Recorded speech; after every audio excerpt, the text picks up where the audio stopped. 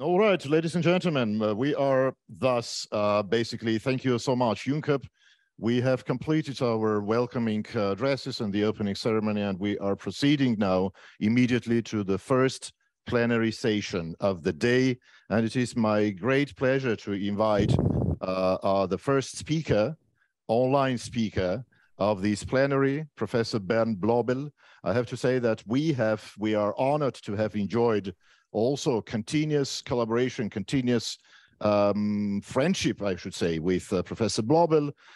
In my case, it dates back to at least 2012. We have colleagues here from Deggendorf Institute of Technology who have worked with Professor Blobel even longer. Professor Blobel does not require a lot of introduction, although he will also, I'm sure, add a few words if you need, dear Bernd. But one thing is obviously known to everybody. This is one of the most famous, most established scientist and scholar in the field of medical and health informatics, digital health. Professor Blobel, we are thrilled to have you for the third time joining us.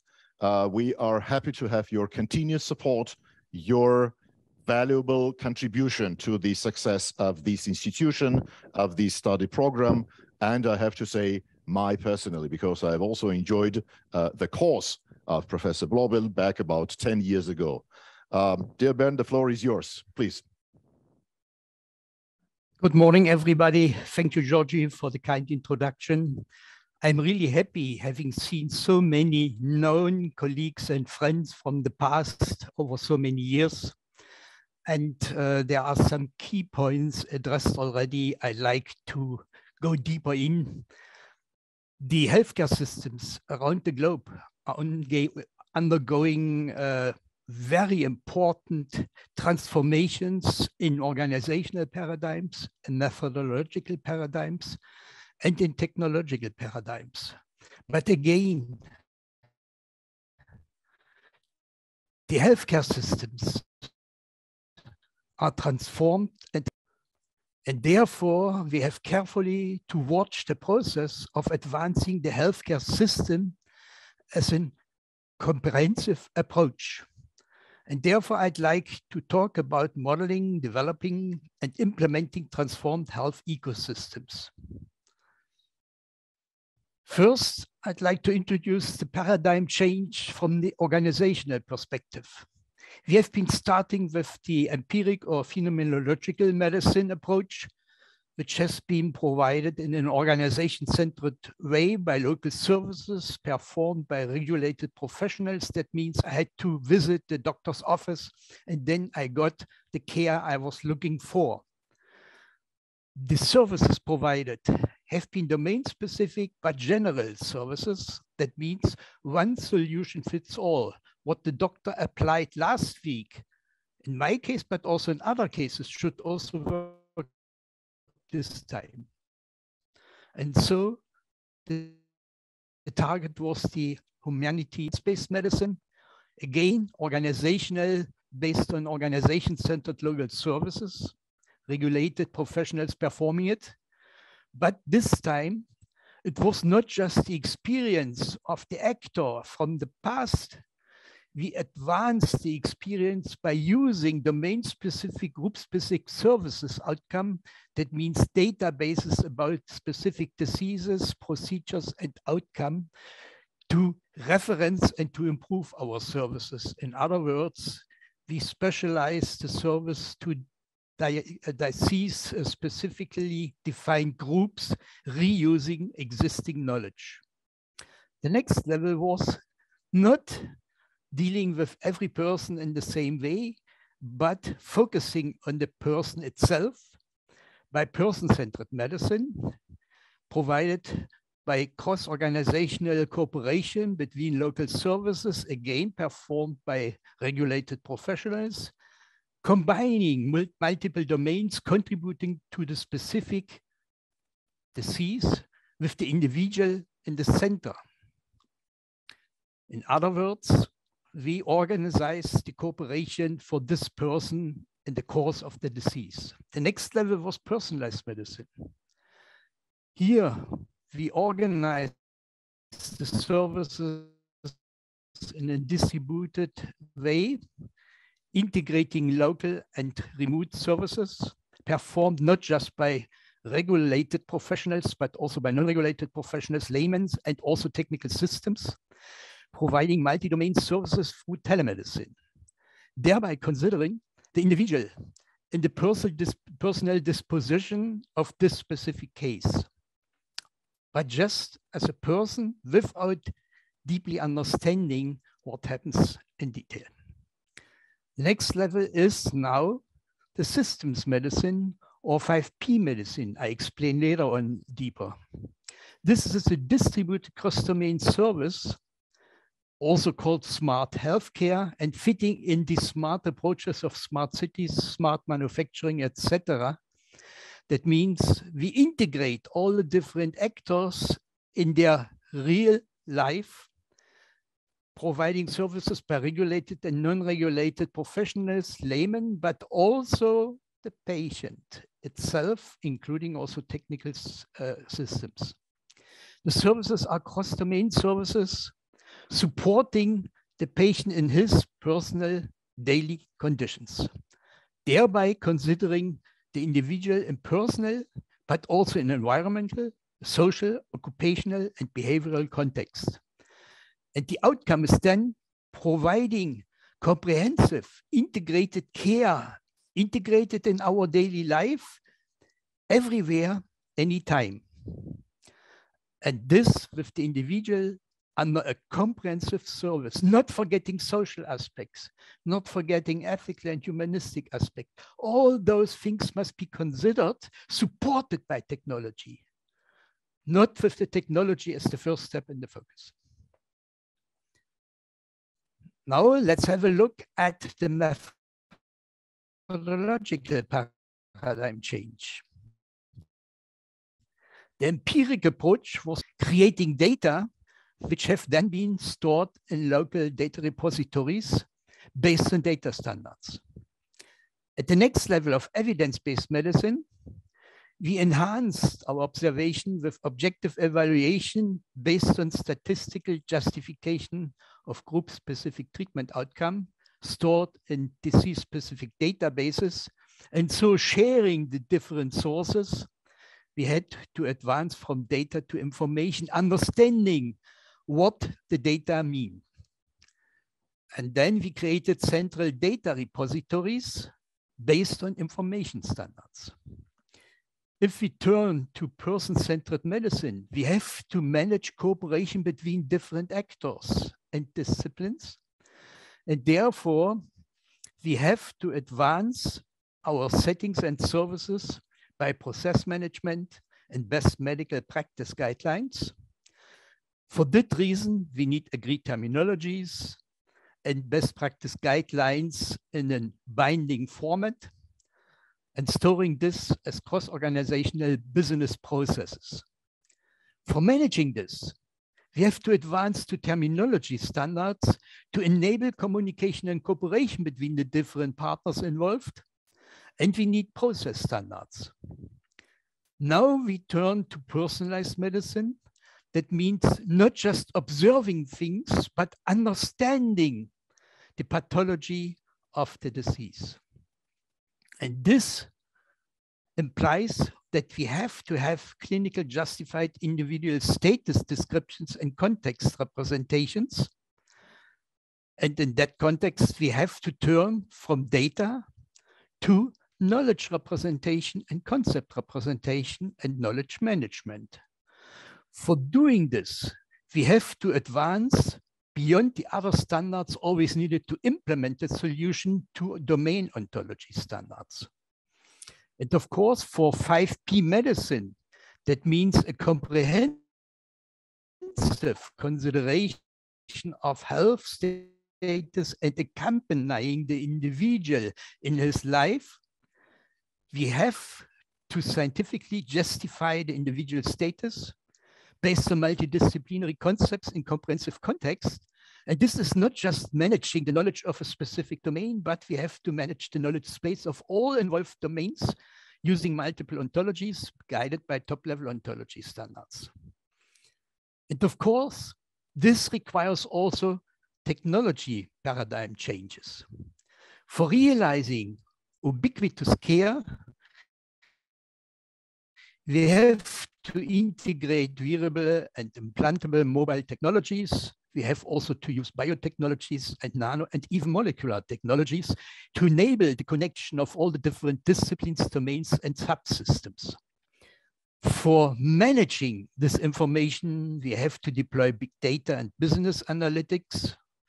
We have to enable the smooth integration of all the actor applications supported by assistive technologies such as robotics and autonomous systems to enable everyone to act in the best way without being forced to train as a physician first IT and express everything in UML or everything else. Everyone can use his own languages, methodologies supported by assisting technologies. This includes also natural language processing, text analytics, intelligent media analytics, etc., resulting in a comprehensive knowledge management and knowledge representation challenge.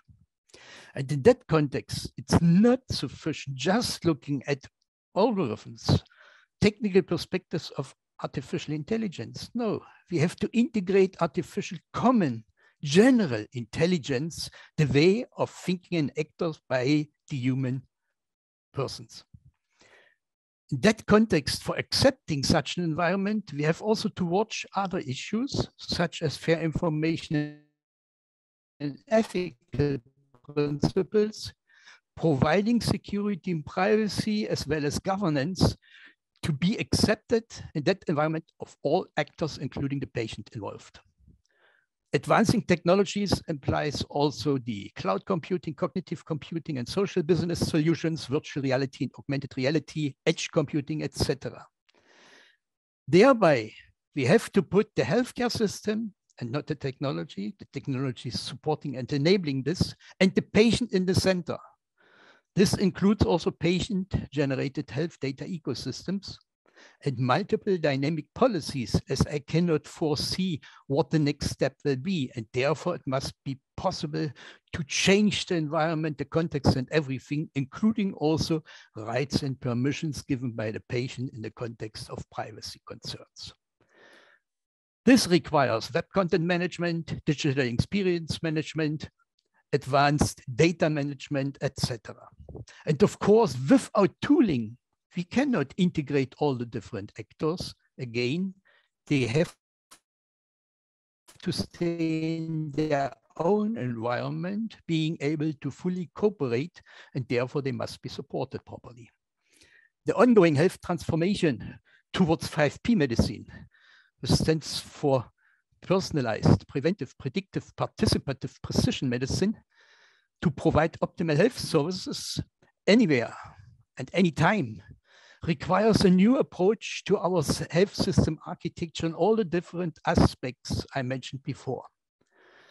For advancing from empiric medicine and evidence-based medicine to the new environment, we have to consider the individual health status, conditions, genetic and genomic dispositions permanently in personal, social, and occupational, environmental, and behavioral context. So turning health and social care from reactive to proactive, again, to prevent, to predict, and to act properly to establish a healthy life. The challenge is the understanding in the formal as well as consistent representation of the world of sciences and practicing. That means a multidisciplinary and dynamic system in variable context. It's a highly dynamic system, so enabling mapping between different disciplines, their methodologies, perspectives, intentions, languages, etc.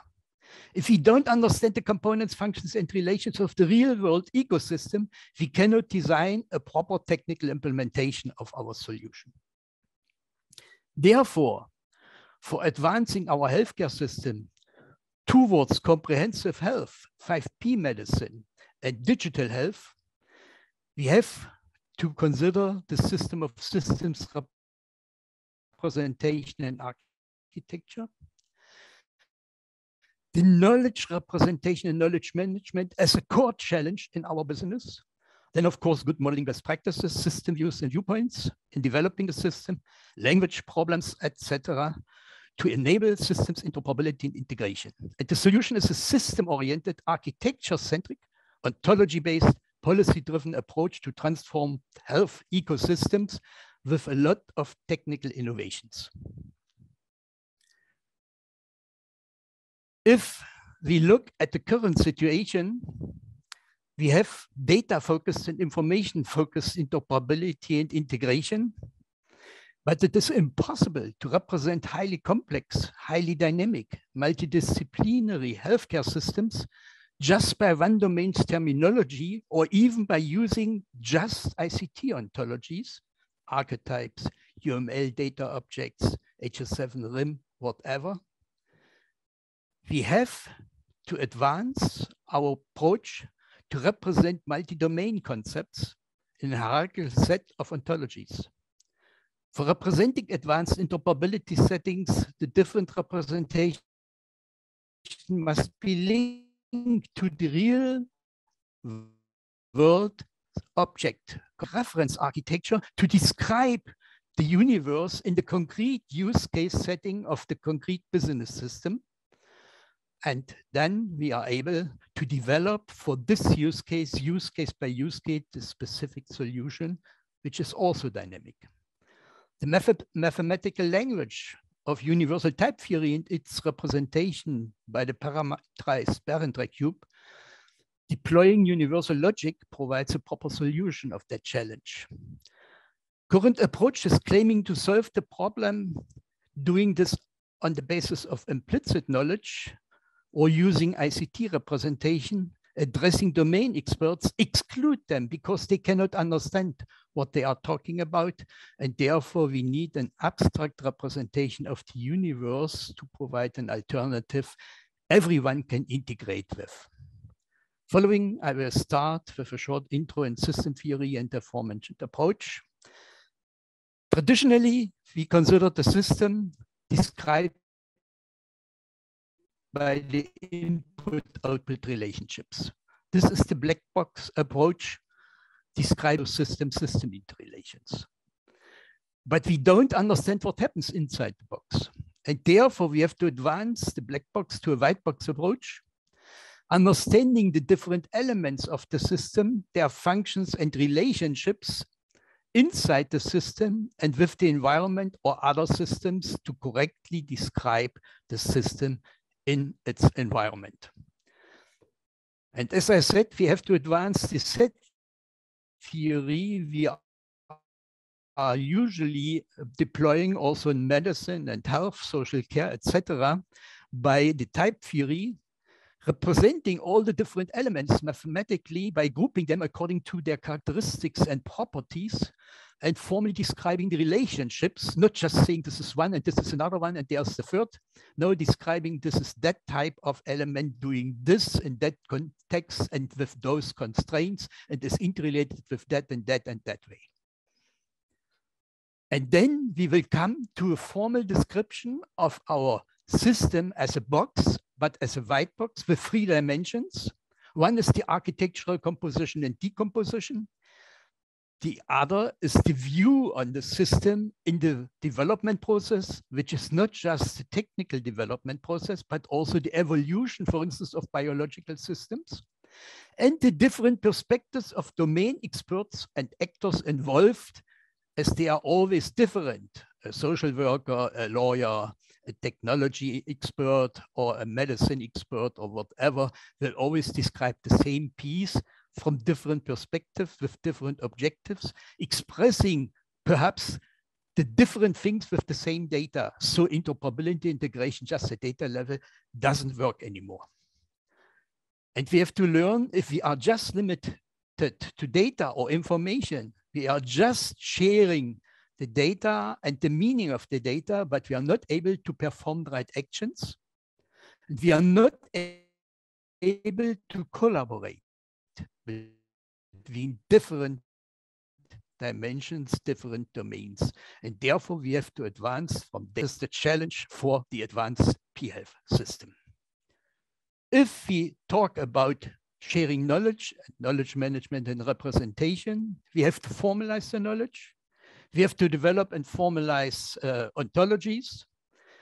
We have to decentralize the creation and management of knowledge and decision support and provide tooling and mapping mechanism to perform correctly. Knowledge representation happens at 3 levels.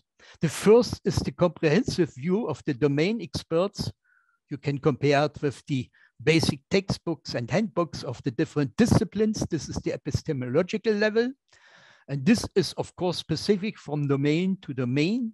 And for enabling communication and cooperation, we have to notate this level. That means we have to formalize it and we have to represent the concepts to be finally processed in ICT technology. That means for computational aspects and implementations.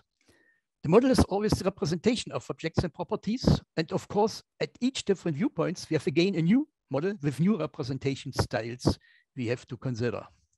Thereby, it's very important that we have to start with the epistemological model with the perspective of the domain experts before transforming it into an IT representation. And if we create any representation, we have always to validate the correctness by checking it with the reality. And this holds also for the final implementation, always going back to the real world system and checking if it works properly. And as I said, for each of the different stages in the development or evolution, you have your own setting of representing the specific concepts. That means the ontologies, formal ontologies of the domains, the formal ontologies to represent information such as thesauries, taxonomies, and glossaries, the formal representation of data using data models and metadata, etc. And from each representation in a viewpoint to the other viewpoint, we have always to transform into new type of ontology to represent this properly. And the starting point is the representation of the universe by the top level ontology of the basic formal ontology foundation expressed in ISO 21838. And here you can see we have the entities, the permanent entities and the occurrent entities, and we are specializing them. And this can then be instantiated for each of the different domains involved. Thereby, it's very important to watch the language aspect of knowledge representation. That means to process things, we have to enhance the expressivity of knowledge representation. That means we have to create a semantic and grammar which enables a clear, complex logic and algorithmic representation of equivalent inferences. And this is fine to be processed in computers, but it's never complete and decidable because many of contextual information, many of hidden knowledge also is then ignored. And therefore, we have always to, before we go to ICT ontologies, represent the system and checking the correctness of each transformational process at reality. That means starting with the top level view of the real world system by domain experts. Not the ICT expert is defining how digital health works. It must be done by health professionals, nurses, social workers, etc. And therefore, we have to have in mind, natural language is not only efficient in representing meaning, sharing knowledge, skills, and experiences. It's also an optimum between restrictions to special structures I need for processing information, and nevertheless, the rich and decidable representation of real-world concepts supported by common sense knowledge. And therefore, we have always to run the entire hierarchy of grammars according to Chomsky. That means starting with the intention, then coming to the context-free, and finally to the regular representation to be able to be processed in simple yes and no algorithms at the computer. Thereby, as I said, we have to start with the top-level view. That means the view of the domain experts, and they have to define the concepts, the components, the different relationships, dependencies, constraints, etc.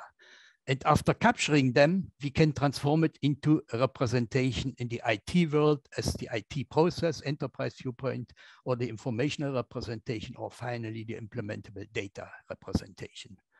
And only this way works. And we cannot, as we did in the past frequently, start the other way around, starting with the IT representation and then saying healthcare has to adopt this. The solution for managing this is the ISO 23903 standard interoperability and integration reference architecture model and framework. It provides a generic specification for managing interoperability integration of dynamic, complex, context-aware, multidisciplinary health systems as systems of systems, thereby following all the presented approaches, type theory, universal logic, knowledge representation, etc. And the outcome is then the systems representation as a cube with the architectural dimension, the composition and decomposition of the elements involved from each domain's perspectives involved in that business case, and then transformed into different viewpoints of the software development process up to implementable and maintainable technologies. The objectives of the standard is to provide the basis for advanced communication and cooperation, turning up from data level, data sharing to concept and knowledge sharing paradigms, thereby enabling all the correct representation and integration of the different viewpoints. That means I can use this approach to design a system, but I can also use this approach to interrelate and integrate different existing standards and specifications. If I have a solution in HSM version 2, another in FHIR, and another in archetypes, then I can place them in the model, correctly represent them in the context of the concepts of the real world domain and their transformation, and then thereby correctly select, correctly interrelate, and also advance the existing standards and specifications without revising them. And so we can use this approach for any type of managing the transformation of healthcare system, to integrate existing data representations, information representations, to formalize the enterprise process based on the business domain knowledge of all different domains involved, so enabling not just the processing of aspects in the technology, but also the reflection, innovation, and collaboration of the actors in the advanced healthcare system. Examples of this approach are, for instance, ontologies to represent policies. This is the ISO 22600 standard, and we have to represent all the other aspects also in ontologies. For instance, ethical ontology, genome ontology, process ontology, device certification ontology, whatever, all those different processes have to be formalized. And then we are able to integrate all those different aspects, just looking for controlling the behavior of our healthcare setting in a specific use case. We have to consider different policies, such as the user policy, what are my expectations and wishes, the contextual policy, that means what are the relationships and impact factors, the ethical policy to be watched generally, the legal policy, because we cannot act against the law, the provider process policy, because the process must be available and enabled, otherwise I cannot run this service, and of course, many more policies. They can then be represented in the model of 23903 and correctly implemented, updated, etc. And this is an example for other ontologies. The ethical ontology with the ethical theory, the different aspects, etc. And this has to be created first for all different domains, digital health system, integrating all existing paradigms and solutions, the OMG, computation independent model, the platform independent model, the platform specific model, fire resources, archetypes, etc. And not just integrating them by chance and thereby automating killing the patient. No, doing all those different processes correctly. Yeah, and here you can see the standards we are deploying at the moment are just focusing on the physical data level, partially also on the logical data model level, but we have to advance to high-level data models and very high-level data models. That means considering the knowledge of the specific domains participating in the process and also the relations between the different knowledge spaces. Only then we are able to manage the healthcare system as a whole, and then using the right technology to support this process. Transforming healthcare towards personalized, preventive, predictive, participative precision medicine addresses health and social care supported by technology.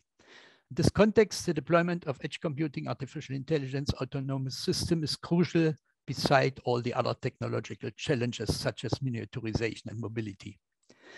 Beside the opportunities, those advanced technologies also be a risk to be managed. Beside relationships between technology and human actors, the behavior of intelligent and autonomous systems from a humanistic and ethical perspective is in the center of consideration. We have to go back to Kant's imperative, establishing an appropriate value system. Is the value earning as much money as possible? No, providing the best health and life for each of the citizens.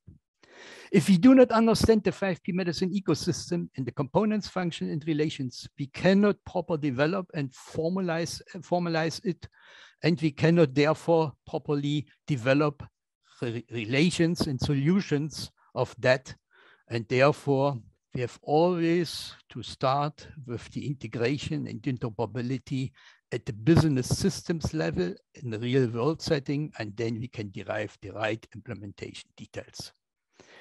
The approach standardized in 23903 is mandatory for all interdisciplinary projects because it provides the basis for the correct development, integration, and interoperability of any technical solution. If we globally engage on 5P medicine opportunities and challenges, we have to integrate the entire system of society, of sciences, etc., thereby reactivating the Enlightenment period paradigms. We have to turn to understand the universe, protect the earth, serve the society, be obliged to good actions, and for that, I wish us the greatest success.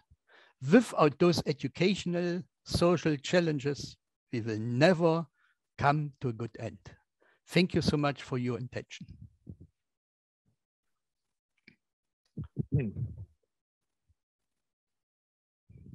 Thank you very much, dear Professor Blobel, dear Bernd, for your really comprehensive, I would say, multidimensional, literally multidimensional, at least three-dimensional presentation, as always approaching the issue from many different facets. Three-dimensional is just a formalization. It is multidimensional right, because we are addressing any thinkable domain. Okay, even philosophy and religion. Let us speak of 5 dimensions. No, don't use a number. As for 5P medicine. Thank you very much. If we have any questions from the audience, please let us know. We will have a microphone if anyone from the on-site audience wants to ask a quick question, probably because we're a few minutes behind our schedule. We want to get forward. But you can also address me bilaterally. We can save our time now. You can come directly to me. Sure, but there is probably we'll take one question in the chat. Is the aim of these representation models to show a simplified model on how relations work in the healthcare system, or investigating the gaps in a system? We'll take that one question. Okay, as I described, the model presented is a universal model, again, to present the universe. abstractly, philosophically, mathematically, from the different scientific perspectives, including system theory, etc. And so it enables to represent the systems, to understand them better, of course, always reusing existing knowledge and integrating it. And then we can use it to develop a system, but also, for instance, to check existing solutions by re-engineering them in the model. And then we can see, oh, there are some things missing. This relationship is wrong. There we need an additional class. Those attributes are wrong, but we have to replace them by those one, etc. All those things can then be managed properly and correctly. In other words, you can use it for checking systems, for creating new systems, for updating systems, etc. It's a universal approach. I hope this answers the question. Great, thank you very much, Professor Blobel. And it's practically also deployed. That means we have many examples, meanwhile, using this in practice. Thank you, Professor Blobel.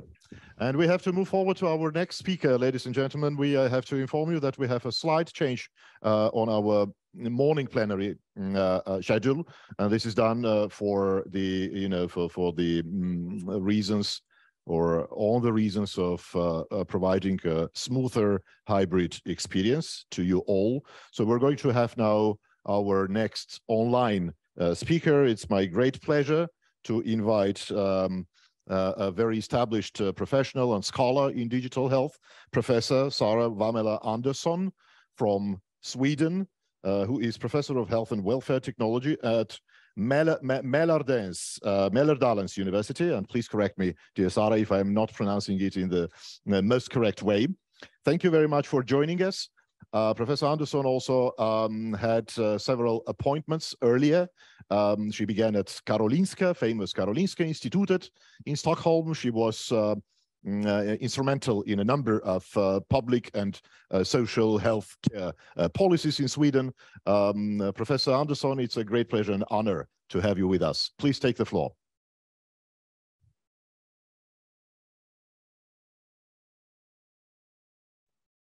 Thank you very much for your kind invitation, and I'm really excited to be here. It's a great honor for me. I'm just checking if you can see my slides, please. Yes, we can see everything perfectly. We would like you to probably go to the slideshow mode, and then that's going to be very good. Fantastic, perfect. Thank you very much. Thank you. Thank you very much. First of all, I would like to acknowledge everybody, and of course, first of all, you, Professor Georgi Kaletkian, and your colleagues and your institute, and everybody who has been involved in all this to make this happen. I think this is a great place to be able to discuss digital health technologies and how we can get benefits from that. And of course, I would like to thank my colleagues and everyone who is here. Thank you for being here. Before we start, I would like to take a few seconds just to breathe in and check in here and just feel gratitude, and also sending our positive thoughts to everybody out there in the world who need our support in terms of our thinking. Just breathe in a few seconds and then we move on, okay?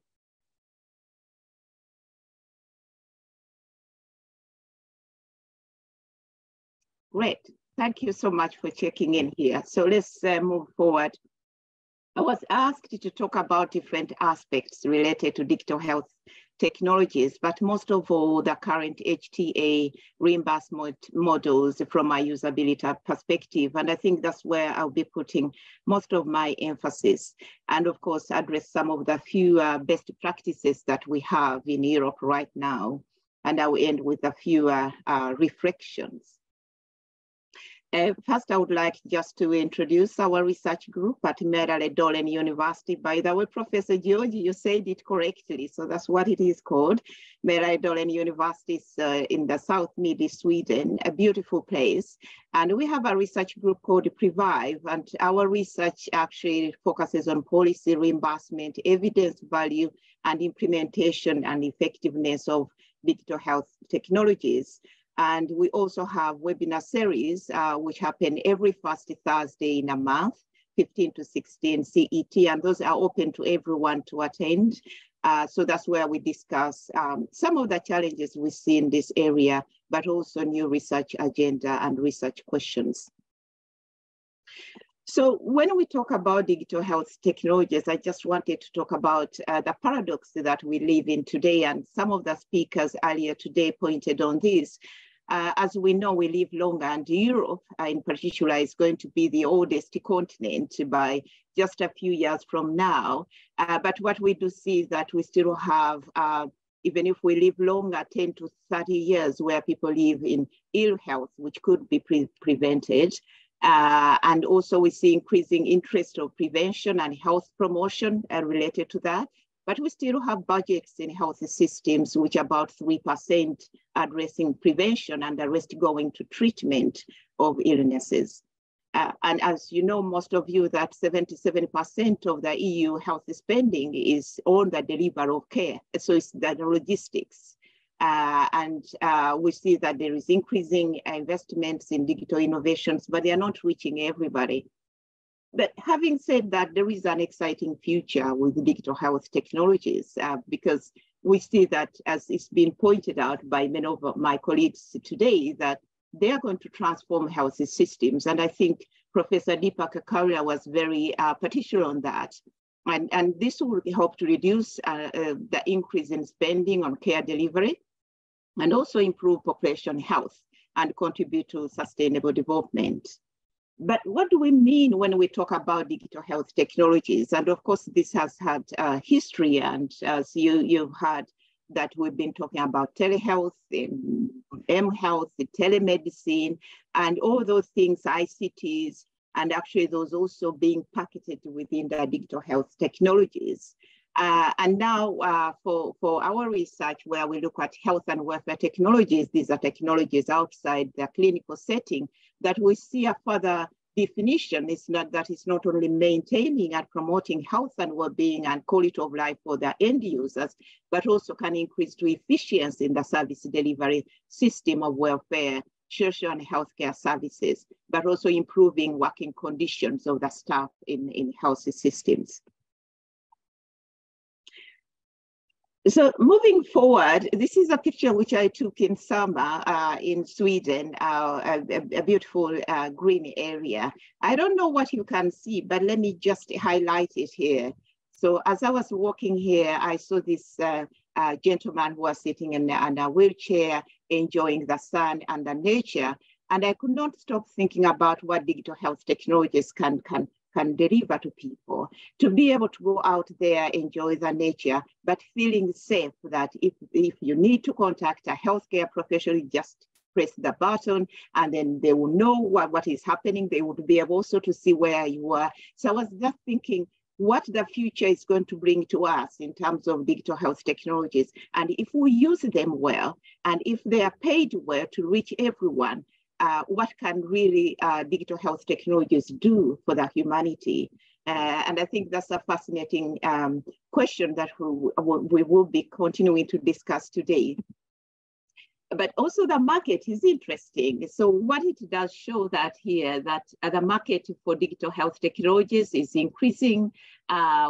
This is a prognosis which was done to show that the growth actually is going to be about 17%.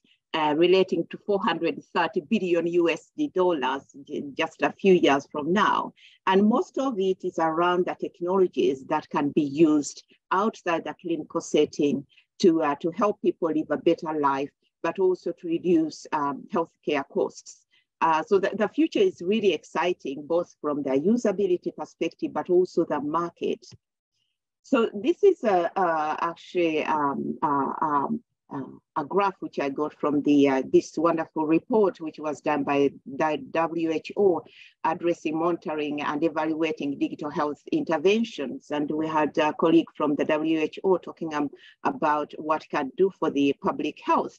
I really like this graph showing the user perspective. So we have technologies being developed from the prototype to getting the piloting it, testing it. But what we do is see that most of the technologies stop there at the piloting side. So they don't continue to be scaled up and to be integrated within health systems. And of course, for some of us who have worked within the pharmaceutical industry, we know that when you bring a new medicine on market, there are different aspects you need. But when it comes to technology, then you have to deal with organizational aspects, reimbursement models which are not ready for the digital health technologies, but also different kinds of technological components that need to be integrated with a new technology, and the ethical, legal aspects. Usability, there we talk so much about the digital health literacy, that people need to understand more how the technologies work in order to be able to use them. But then another thing, how do we measure value and demonstrate value and effectiveness? And then we talk about efficiency. Is it cost effective? So I think this picture is really good to think about in terms of user perspective, moving from developing technologies to how they can be used in real life. The challenge with digital health technologies, of course, they involve multi-processes and several stakeholders. I mean, you have the solution. Most of the time, you may engage the users, and then you have the prototype, which is tested. But then the next question is, how do you get it to the market and to the users? So we are talking about the regulatory processes, you know about the new MDR, whereby you need to show the evidence before you bring the technology to market, but also after that, you need to continue showing the evidence in real life. And then the listing process for reimbursement, which is the biggest issue right now in Europe, and I'll be talking a little bit more about that. And then the marketing strategy, which involves training people who use the technology, but also the professionals, and understand who is going to buy, who is going to pay, and which segment of populations will be addressed. But then when it comes to the implementation, and of course you are talking about transforming systems, then it becomes more complicated, and also monitoring, of course, efficiency and effectiveness later on. But then we have different other policies, both at national level, EU level, global policies, but also the geopolitics, what is going on. And another thing which I really want to address is the digital health literacy. I think that's something we really need to think about when it comes to the usability of technologies, that people need to be more aware of what the technology can do for them.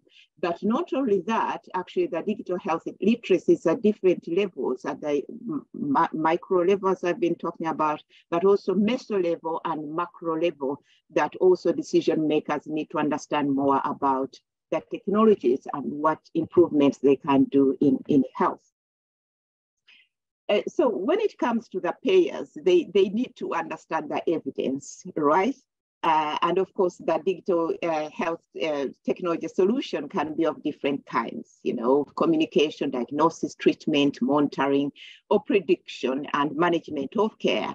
But then if you compare with the new medicine on market, right, you want to understand, is it standalone or does it need to be integrated with other software systems? And I think that it has been addressed with interoperability. How do we deal with those issues?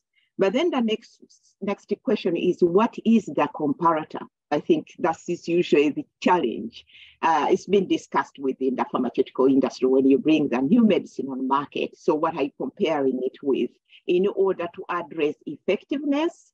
And it has to be in terms of course, health outcomes. Is it mortality, morbidity, quality of life outcomes, which are broader, comes into different kinds, how people feel, but also how they enjoy life to be independent. But then the issue for payers usually is about efficiency. How is it going to impact on the budget within health systems? And usually it's being addressed cost effectiveness, cost, but quality of life being saved. And that's where you need, of course, the real world evidence and real world data. How does it work in real life? And I think the evidence for payers is broader, so from effectiveness to efficiency. And of course, then means that you need to understand how things work in real life, not only efficacy in a nice clinical trial, but how does it work in the real life, given different kinds of challenges and organization things that I talked about earlier. So what we did in our research group is to look at the procurement of all technologies that had been procured in Sweden. It was interesting. It's a big database. Actually, it involves different kinds of technologies, both in Sweden, but also in the Nordic countries. What we did find is that actually there is a lot of money within digital health technologies. And of course, we're focused on technologies being used outside the clinical environment. And we discovered that the financial value was about 3 billion crowns, which about 30 million euros. And less than 10% of all those public procurements use some kind of independent standard of confirmation, like the CE marking or any kind of evidence showing that it's really these technologies work and deliver value. So there is a question about what is being procured and what is being reimbursed, and how do we relate those to the effectiveness, as I addressed, and to the efficiency. As I mentioned before, this is a big discussion going on in Europe. Of course, I'm so pleased to be here today that I wish I was on site in Germany, that you are really doing very well. So I looked at this analysis, which was done by Tommy Lover, and I have a link here. It was really interesting because what he did is to categorized countries in Europe in 3 ways. Who are the leaders when it comes to reimbursement process in place for digital health technologies? Germany being one of them. Talk more about them, Belgium and France. So we have 3 countries right now who have the reimbursement process in place. Can you imagine? And then there are certifiers, as he said, that this prioritize the certification of allowing direct access to a reimbursement system. So this is Spain, Portugal, and UK. And as you know, UK NICE, they have a new guidelines when it comes to evidence needed for digital health technologies, but doesn't go further to the reimbursement process. So that's about the certification process. And then there's fast followers, and Sweden, my country, is one of them here. So we have Italy, Netherlands, Australia, Finland, Ireland, Luxembourg, Denmark. We still don't have, for instance, in Sweden, the standardized reimbursement process. There are different regions. They do different kinds of evaluations, and we have about two digital health technologies on the diabetes area, which have been approved at national level, but we don't have the standardized reimbursement process. And of course, we are not alone, but we are following that very closely. But then you have a bigger bunch of countries here, which are actually, there are no signs of implementing reimbursement frameworks soon. So what does that mean in terms of access to technologies for the citizens in Europe? I think this is a big issue to discuss. Right, I like this graph. Again, it was the Tommy Lovel's work that it shows the laggards, reimbursement process in place, certifiers, fast flowers, and all that. And as you see, many countries are still laggards, right? Not there yet. The 3 leaders, the good news is that actually it's a big population, 149 million public health insured citizens, and Denmark, Germany through DIGA, it has showed the way how the reimbursement process can be in place at a national level. And Belgium following up now from last year, and France following the DIGA example. So we have 3 countries which can actually inspire the rest of countries to see how do we put reimbursement processes in place. Congratulations, Germany. So I also wanted to touch on the new research agenda that we need to provide relevant questions. So actually this needs to be multidisciplinary, and this has been addressed by the former speaker, Professor Wilber, that we need to intersect at the intersection of different kinds of scientific fields, but also in collaboration with the several stakeholders and engaging the end users. So that's the thing. This is also the WHO report. What we can gather from that is that from a usability perspective, it's only 20% that is about technology per se. And the rest actually is around here: usability, efficacy, effectiveness, implementation, research, feasibility. And that's where we need more research to be able to address evidence that will be needed by payers, but also that for the healthcare providers to make sure that reimbursement processes can be moving faster, and for the market to know what they need to produce as terms of evidence for the payers. I would like to just mention this project that we have on digital health literacy, and this is financed by the EU Stay Health. This is the only project that got funding. 14 EU partners addressing digital health literacy and how this can ensure digital health technology usabilities. And it's been coordinated by the Ministry of Health in Asturias in Spain. We're excited to be part of this. This is running now, and it will end in 2024. So this, we hope that will be giving some of the answers related to digital health literacy and how that is important for the usability part of digital health technologies. I would like to end my talk with some reflections that digital health technologies actually do provide a paradigm shift in many ways, shifting from reactive to proactive healthcare practices, but also having the ecosystem perspective and needs multidisciplinary research agenda and education, development of frameworks to support implementation and scaling up of digital health technologies, because most of them are still stuck within the testing, piloting phase and not reaching out. Enhanced digital health literacy and citizen engagement, I would say, and the new reimbursement models.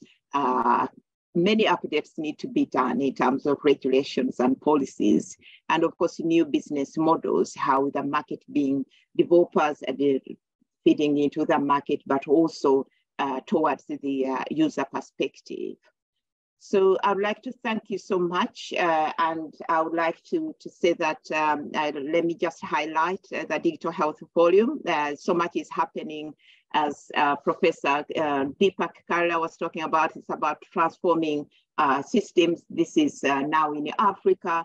There is a Digital Health Forum happening next week by the Muhimbili University of Health and Allied Sciences. And I think we are going to see different things happening within the different kinds of continents. And this is being coordinated by my colleague, Dr. Felix Skumus.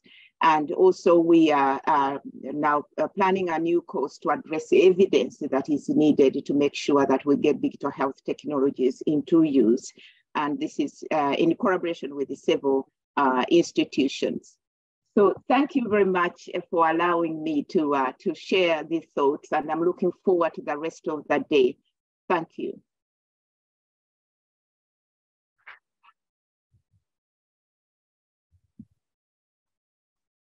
Professor Andersson, thank you very much for this comprehensive overview of digital health technologies from the point of view of policy and reimbursement.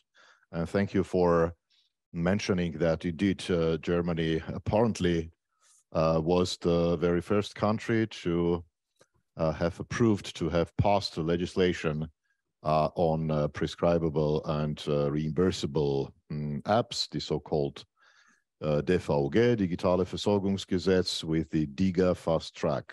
It remains to be seen, of course, how the process of adoption, reimbursement, and further development of digital health applications follows following these very important policy measures.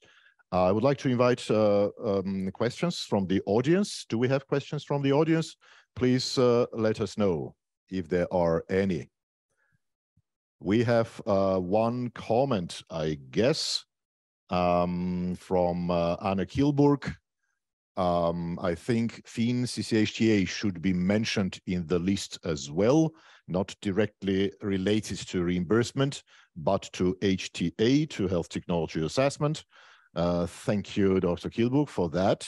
If you'd like to give any comment, any response, dear Sarah, please feel free. And there is also a question. If somebody has a digital health-based idea, which organization evaluates or grants it right now? Is there only a country-based or also an international organization? A very good question. Would you like to take that question, Professor Andersson?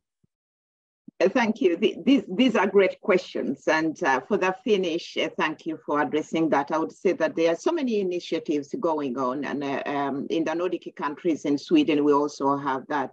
But this was comparing to the national, to the European level, following the reimbursement processes and which kinds of evidence is needed. I didn't get time to go to deep dive into, for instance, what DIGA is doing, because they look at evidence. First of all, it has to be a digital health technology to be certified according to the MDR before it goes forward to the evaluation process to be listed on the reimbursement.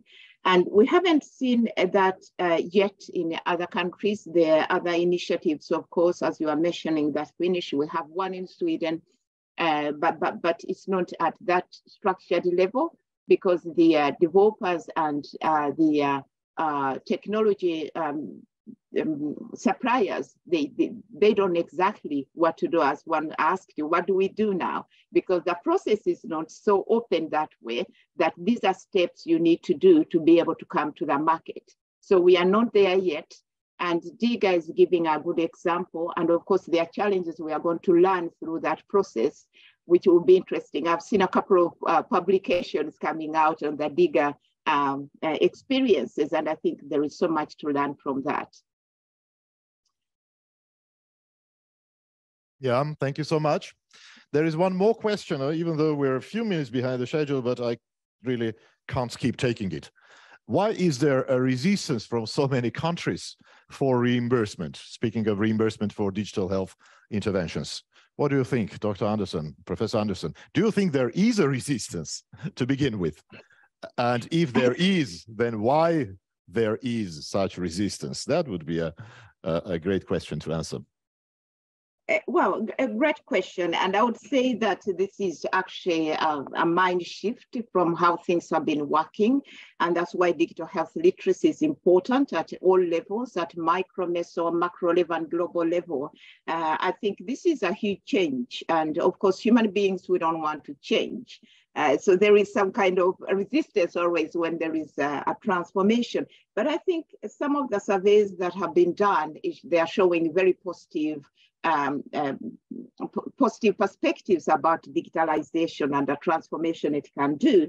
And of course, we need skills development and competence development to understand more what this can do. But when it comes to reimbursement, of course, these models need to be renewed.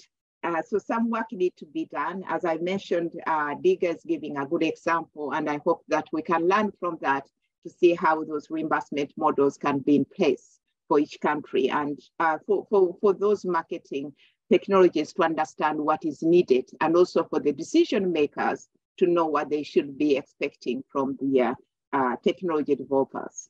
Thank you. All right, thank you very much, Professor Andersson. There is one more very interesting question, but unfortunately we need to move forward. And now we're done for this morning plenary with our remote speakers, online speakers.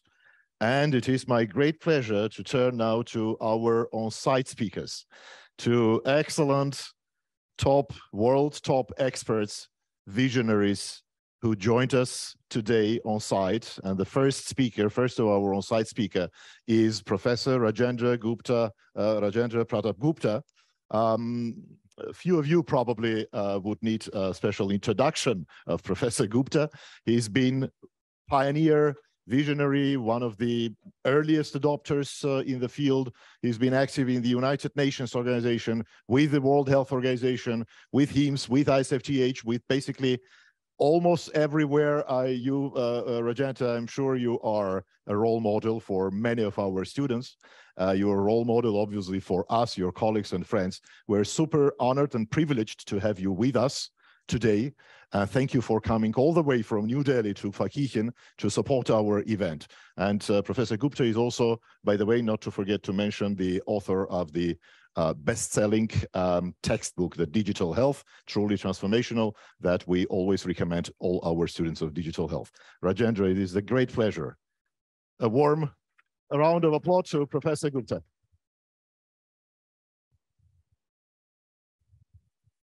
Hi, good morning. Georgie is a very dear friend. In fact, I'm a rolling model. He's a role model, and Parkinson's is a great place. I landed here yesterday, a brilliant sunshine, had a long walk, followed by a great dinner and great discussion. So you will see the effect of that on my talk. So don't get disappointed. But what he has built as Digital Health Day, the DigiHealth Day, is a phenomenal thing. We all need some force that galvanizes us. This is what a person like him does. We remain very high level, but thanks to your leadership, we are all in this room, and this is totally global, what we hear today. We heard the Honorable Health Minister, we heard the Mayor, we heard dear friends who are global leaders. So I look forward to take it ahead. And my topic, when Georgie asked me, was, what do you want to talk about? So I think it is for us now to set a goal. It is set a goal of digital health for all by 2028. With so much happening, we should do that. And I would say it that ich habe Deutsch unter Uni gelernt, aber vergessen. So, I forgot all that I learned in the university on German, and I don't want you to do that, because typically what we do, when we study is we don't practice. I didn't practice German. I forgot. Don't do that when you do the course. It's a brilliant one.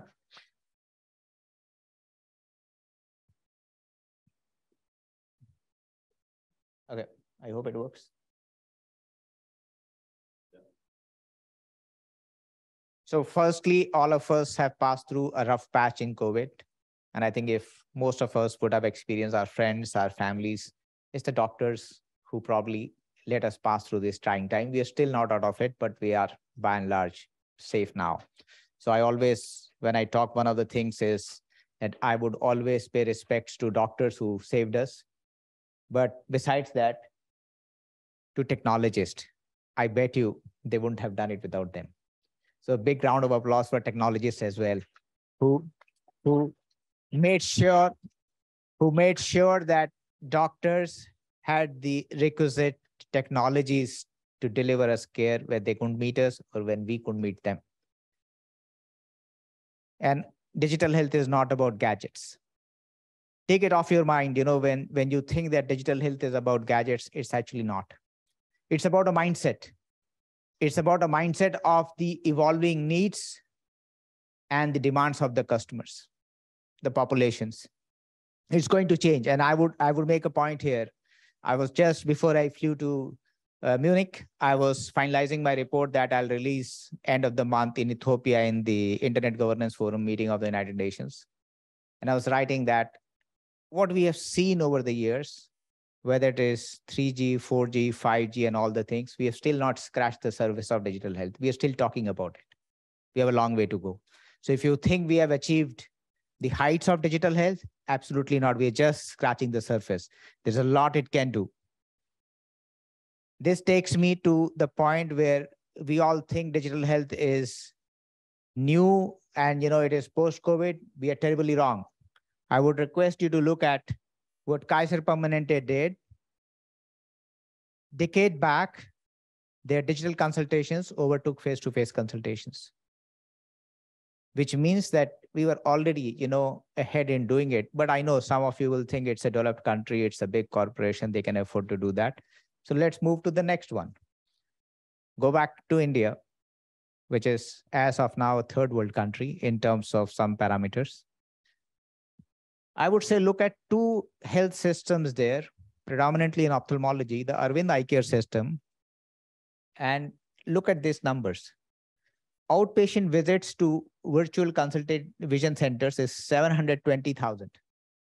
And the best part, if you take digital health out of this hospital system, it will collapse the same minute because they work on a hub and spoke model. So the patient would visit their remote centers, which I guess is 100 community centers. So they visit there. They are checked by technicians and then referred back to the main hospitals. So Arvind Eye Care system is probably, I would say, world's top in terms of totally digitized in terms of how they run the system. Of course, then people will think it's India, it's a big country, there are best technologies there. But then let's look at Africa. When did it happen? Look at the dates as well. It is between 2008 and 2009, 15 million cell phone subscribers were mapped across to almost 12,000 cell towers, and they figured out that the incidence of malaria was happening because of a specific region, a region which was in the news, I guess, last week, Lake Victoria, because a plane actually crash landed now. But it was malaria spread happening in that area from Nairobi and Kenya in the Lake Victoria region. So we have been doing digital health. It's not that we have not been doing. It's what I called. So look at India. What happened for us? You know, today we probably are among the #1 in terms of digital health deployments. You should look at the numbers here. We have a government program of OPD. We have 6.72 million consultations. In health and wellness centers, 5.84. And this just all started immediately after COVID. So we had the system ready, but we are now #1. And if you look at this one, it's more shocking. 254 million health accounts. Probably the highest in the world if you really look at, and the way we are moving. And this is data as of 31st of October. You know, if you look at health records linked, probably 23 million. And this is growing at almost 40,000-50,000 per day. So we will be #1 in the world in terms of digital health deployment all over the world. So how the digital health journey started is like, there were some enthusiasts who initiated believing it will work. I still remember people telling me in Cape Town, it's a gimmick, why are you wasting your time? And it was, I think, a decade and a half back. It was not a gimmick. We're sure if there was no digital health, trust me, in COVID, most of us wouldn't have survived. This is what is the problem. And this is where I think as students, as Georgie's team and academia has to do. I wrote this article last month. There are islands of excellence and there are islands of ignorance. So as I was telling you in the past, Europe, US, Africa, India, everyone has done digital health up to scale. There's no doubt about it. It works. But these are islands of excellence. And equally, in a large measure, you have islands of ignorance. You talk about them saying, show me examples. How many of you know about Kaiser Permanente? Can you raise your hand before you read this slide? Anyone who has read the number?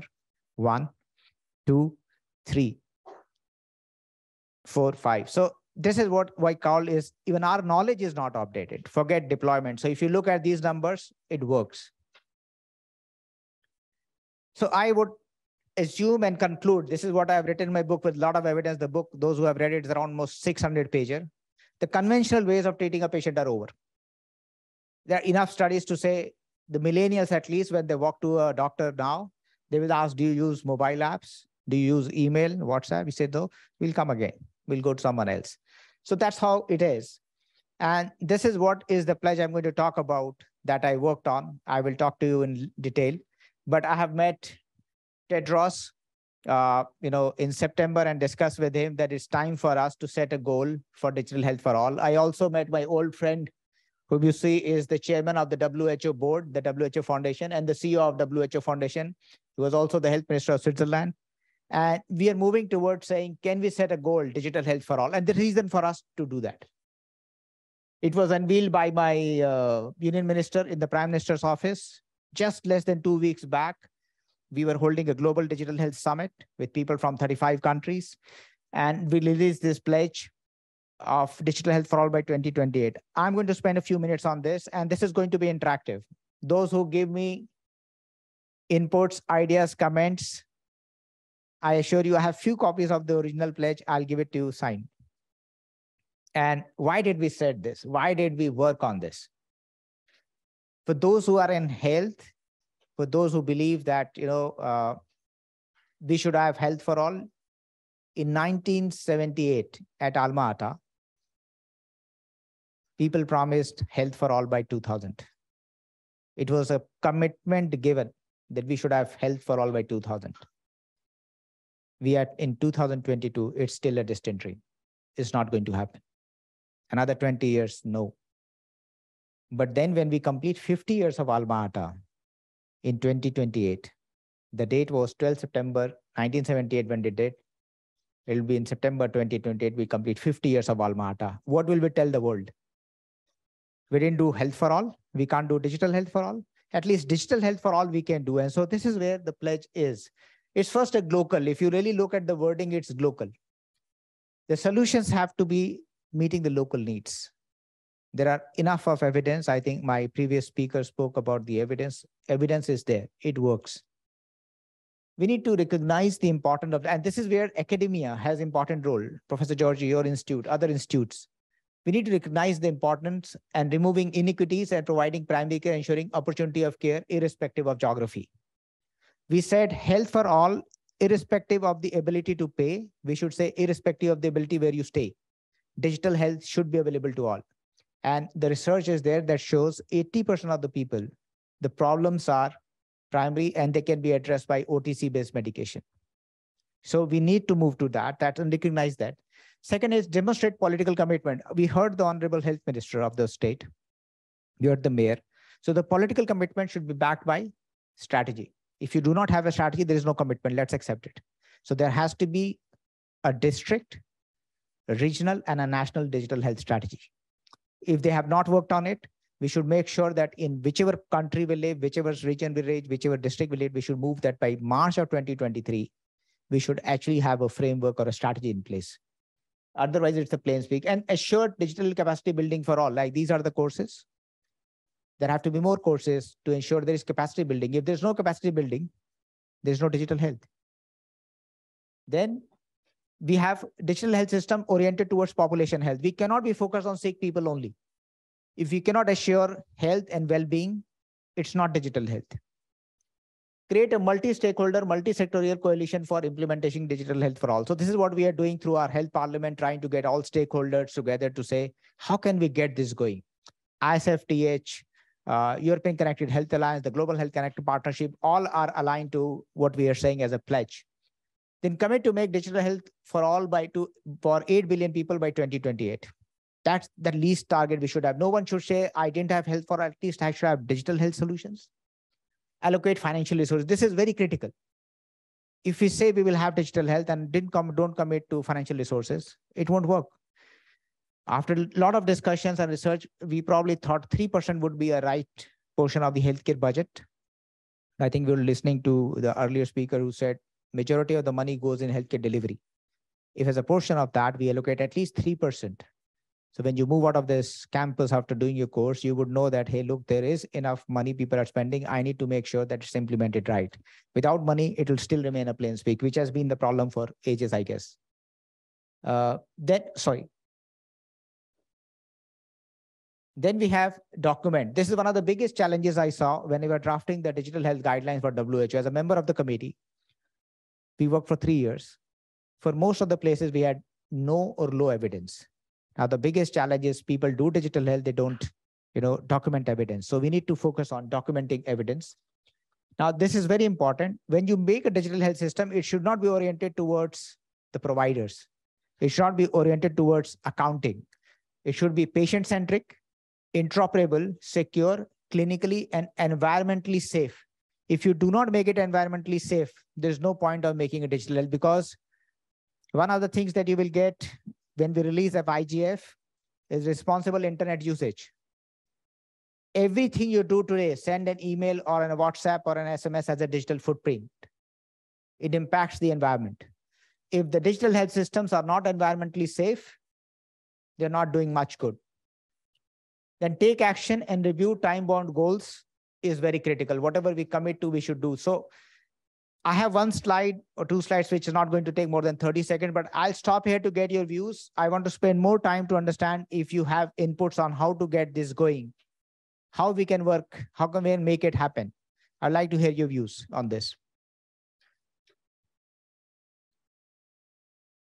How do we make digital health for all? What is missing in the document which we should add?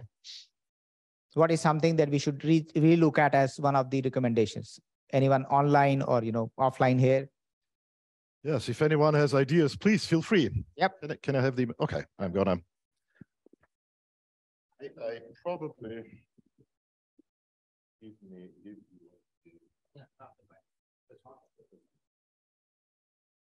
Was it?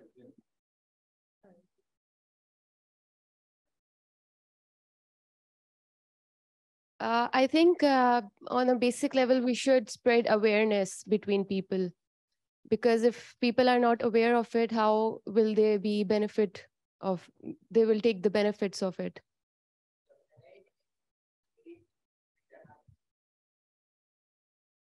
For the students, of course, it's easier, like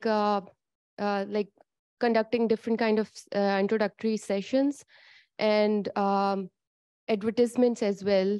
And for the patients who are coming to the hospitals every day, the healthcare experts can help them and guide them about the latest technologies and the the new perspectives of and new advantages of digital health. And especially people who are handicapped and cannot come to the hospitals every day, so they can take advantage of it the most.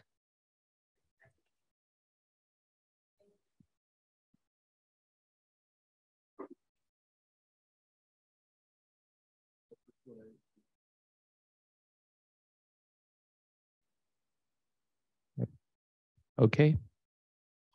I think it's necessary that there's in the medical education, the next doctors, that it's a real big part that they get educated in digital health so that they can use it by each patient. So it must be a standard.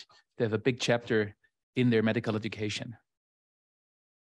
Thank you. I think this is where the biggest difference will come from, because the doctors who are trained today in the conventional ways find it tough to look at the new ways, I speak later on in my part. It's what I see every day. If I speak with the older generation, they are not interested in digital things. If I speak with the younger generation, they're very open-minded to everything. Yeah, but with digital health, I agree to your point that the eminence-based, that's the kind of generation that we're talking about. The eminence-based will become evidence-based the moment you move to digital health. Yeah, I think we have a few more hands. Thank you very much. Professor Minzer was first. Yes. Thank you very much for the report. One question. Of course, digital health for all, it's very good. But what about quality of medical care? It's will be better or not? If better, why? Answer. Thank you very much.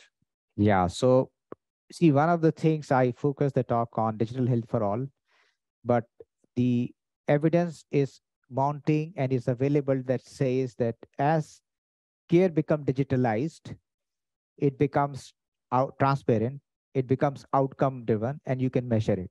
So not only it will become better, you could actually map the outcomes, which will become value-based care eventually.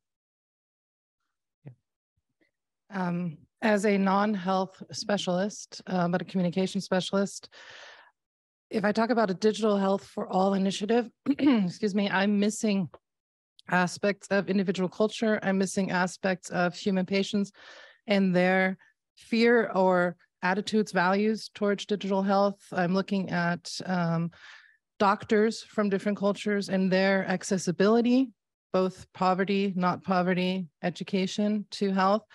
But when I look at a global initiative and I don't see the human aspect, I don't see the cultural aspect in it, then I do wonder if that is something that is going to be successful on a global level. So just, to answer the point global, that's why I said that why it's calling local is digital health is global, but you need to localize it to cultures, to people, the needs. Because see, what is the need of digital health in America will not be the same in Kenya, will not be the same in, India. So it has to be local, and local would sum up this. See, the pledge, we wanted to keep it very, very short. But when we go on to build the background document, it will have. So that's why you see this patient-centric. It's very, very clear that we should not forget whom we are serving. Why we said population health, because that will cover what you're saying. But that is where the role of communicators and people like you who come in to say why communication, as that, previous person said that in the intervention, that create awareness. So I think it has to be covered, but as a pledge, we try to keep it pretty simple. But yes, these are very integral components, and thanks for pointing it again. It reinforces that we should not forget the local and culture of the people. Thank you. Yeah, Kunhardt here from the European campus. Thank you very much for your global approach. I think we are following that here at the campus. We are thinking globally, but acting locally. One question to the digital health approach. Who could, in your opinion, could take the role of the trusted third party? Because if we speak of health, so we have the regulated system, the state medical system, and on the other hand, we have the smartphone-based system, the wearable system, that it is more driven by the industry. Who can take this role of a ring of trust in the meaning of evidence-based information, regulation on the devices? And yes, that would be my question to you. Important one. And I think Georgie is a very sharp mind. He has kept a 1-hour session in the evening to discuss that issue. But I think what happens here is when you look at industry, and if you look at, there was a body I was involved with more than a decade ago, it's called Continuum Health Alliance. And you should go back to study how it happened. The industry wanted standards on medical devices, interoperability, and policy always follows technology. It never catches the speed. So what happened is they formed their own industry body with 200 plus providers, and they self-regulated. It's called Continuum Health Guidelines.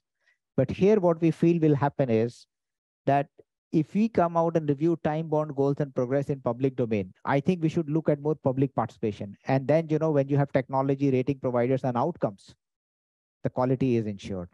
So this will happen in a very transparent manner. And I think digital health will make it more value-based care, which is not now. I think there's some online questions if you want to read them. By the way, there's a comment by Richard Dassala exactly about value-based care.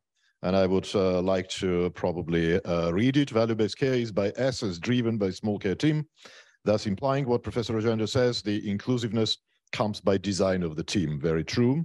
And trust, truth, and transparency as leadership styles focus on the positives instead of what's lacking.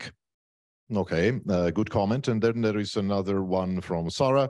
We face many limitations due to the cultural differences. I guess we already had a similar question here and also addressed it. Yes, acceptance by the communities, education status, and so on. If we cannot create the capacity in the community, we won't succeed and may lead to more level differences in access to health. With all the comments that I have seen, I'm sure you would have many points, and I will share my details so you can reach out. Because this will not happen if only few people. There's one more hand here. I think we should take the last one. I would take less than a minute to wrap up. There are two hands inside, so 3. Okay, 4. Yes, let's go. Before that, I would like to say that, of course, Kaiser Permanente is being taught actually in our class, Rajendra. So I am quite sure that all of our students, and especially senior students, they know, because we always use Kaiser Permanente as one of the, examples and best practices worldwide. Thank you, Dr. Georgie. Thank you for the awesome session, Dr. Gupta. I am a medical doctor from India. I had worked as a doctor there for 2 years before coming here, joining this course. So enlarging on the point of education about digital health among the medical education system all over the world, I would like to draw the attention to one more point, that there is a huge resistance among the already existing pool of doctors, the senior doctors and the doctors who have recently passed out too. COVID has been a huge step ahead in breaking that barrier, but that is not yet enough. I worked during COVID in India. I myself have consulted online through WhatsApp, Skype, and so. But still, as soon as the COVID has gone, that has again come in the background, and the resistance has taken over again. So integrating digital health into medical education won't just be enough, because the already existing pool of doctors are having a huge resistance against it. But I believe if the industry and the government both make real serious effort in this direction by concentrated training efforts and determining perhaps a compulsory part of the doctors that you have to do this much consultations through digital health mechanisms, perhaps this will help us to break that barrier, that resistance. Thank you so much. Thank you so much. Really appreciate your comment. I can see that there are many more hands in the audience, but unfortunately we need to move forward. I know that Rajendra has one more slide. Yeah, so you know what I'm going to be around the whole day. So I'm very happy to meet up and and discuss. So it still doesn't end my thing, and I have And ladies and gentlemen, everybody is invited to join us at the reception, so you will have plenty of time to discuss all of that with Rajendra. We'll play this 12-second video. It's a favorite video of mine. So if you zoom out into the future and you look back and you ask the question, what was Apple's greatest contribution to mankind? It will be about health. So obvious thing that comes to your mind is if companies like Apple, Facebook, Google, Amazon, Microsoft are getting into health, they will change it. I would say no. It is people in the room who would change it. And that was my message. And lastly, if you're not in digital health, you're not in health. Thank you so much.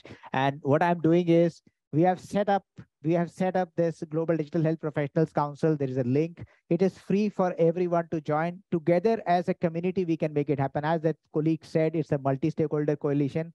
I would encourage you to join this. And we wanted to make sure that there is nothing for which people should pay, because it is a cause which is very close to our hearts. That's why you are all in the room. That's why Georgie has pulled all of us here. Let's work together to make it happen. Thank you so much. Thank you, Rajendra. This applause to you. Thank you so much. Oh, fantastic. Thank you. Thank you very much, Rajendra. A quick picture, please, with this.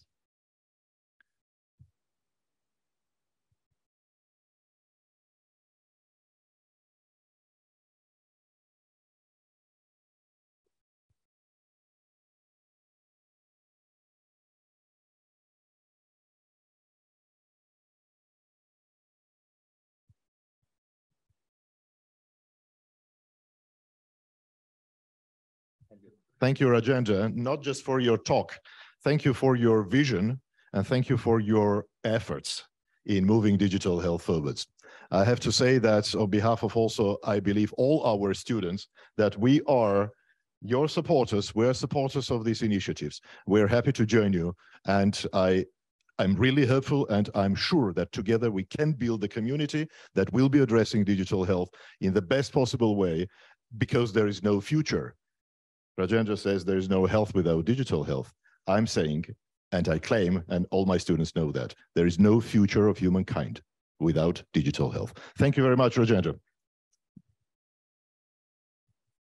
Now, ladies and gentlemen, it is my great pleasure to invite Professor Anne Snowdon.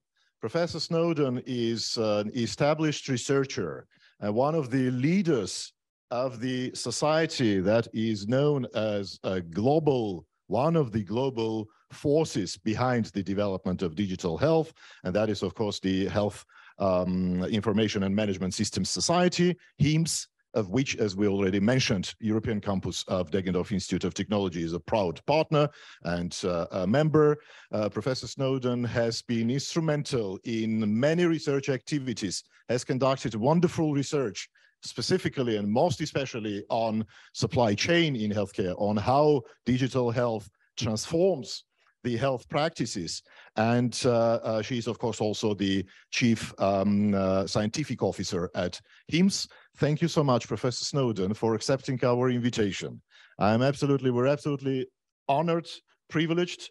I thank you very much. I thank the circumstances that brought us together at the conference, at the latest conference of HIMSS Europe in Helsinki, because, I mean, obviously we knew each other remotely, but that was the first time when we met.